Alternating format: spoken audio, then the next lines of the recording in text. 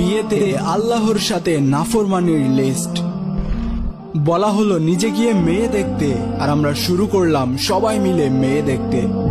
বলা হলো মেয়ে দিনদার কিনা সেটা দেখতে, আর আমরা শুরু করলাম মেয়ে সুন্দর কিনা সেটা দেখতে। বলা হলো ছেলের দিনকে প্রাধান্য দিতে, আর আমরা শুরু করলাম ছেলের টাকা পয়সাকে প্রাধান্য দিতে। বলা হলো নিজের পছন্দ মতো মেয়ে দেখে বিয়ে করতে, আর আমরা শুরু করলাম অন্যের মন রাখতে। বলা হলো মেয়ের মতামত নিয়ে বিয়ে দিতে, আর আমরা শুরু করলাম নিজের ইচ্ছাতে বাধ্য করে বিয়ে দিতে। বলা হলো কম খরচে বিয়ে করতে, আর আমরা শুরু করলাম আনুষ্ঠানিকতার নামে টাকা অপচয় করতে।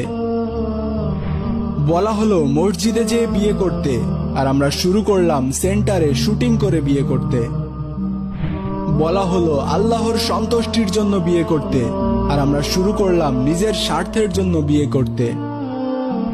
বলা হলো ছেলেপক্ষ ওয়ালিমা করে মানুষকে খাওয়াতে, আর আমরা শুরু করলাম মেয়ের বাবার উপরে জুলুম করে খাইতে। বলা হলো স্ত্রীর মোহরানা পরিশোধ করতে, আর আমরা শুরু করলাম যৌতুক নিতে। বলা হলো দ্রুত বিয়ে করতে, আর আমরা শুরু করলাম পিছিয়ে বিয়ে করতে। বলা হলো বিয়েকে সহজ করতে, আর আমরা শুরু করলাম বিয়েকে কঠিন করতে। বলা হলো নতুন বউকে দেখে দোয়া করতে, আর আমরা শুরু করলাম হাতে টাকা ধরিয়ে দিতে। বলা হলো স্বামীকে সম্মান করতে, আর আমরা শুরু করলাম নিজের ইচ্ছাতে নিয়োজিত করতে। বলা হলো স্ত্রীকে ভালোবাসতে, আর আমরা শুরু করলাম শালীর সাথে মিশতে। বলা হলো স্ত্রীর সাথে সুন্দর করে কথা বলতে, আর আমরা শুরু করলাম তার সাথে দাসীর মতো আচরণ করতে। বলা হলো দেবর থেকে দূরে থাকতে, আর আমরা শুরু করলাম দেবরের সাথে ফাজলামিতে মেতে উঠতে।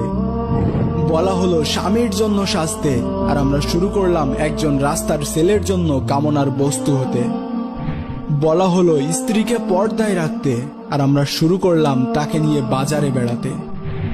বলা হলো সামর্থ্যহীন দিনদার পুরুষগণ ফিতনা হতে বাঁচতে কলমা করে রাখবে, আর আমরা শুরু করলাম এঙ্গেজমেন্ট বা রেজিস্ট্রি করে রাখতে।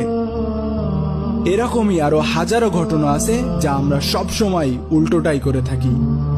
আমাদের কারণেই বিয়ে নামক ইবাদতটি দিন দিন কঠিন হয়ে গিয়েছে। বিয়েতে বরকত কমে গেছে, সংসারে অশান্তি লেগেই থাকে। দিন দিন বাড়ছে তালাকের সংখ্যা, তার কারণ আমরা বিবাহের সুন্নাত থেকে সরে যাচ্ছি। মহান আল্লাহ তাআলা আমাদেরকে হেফাজত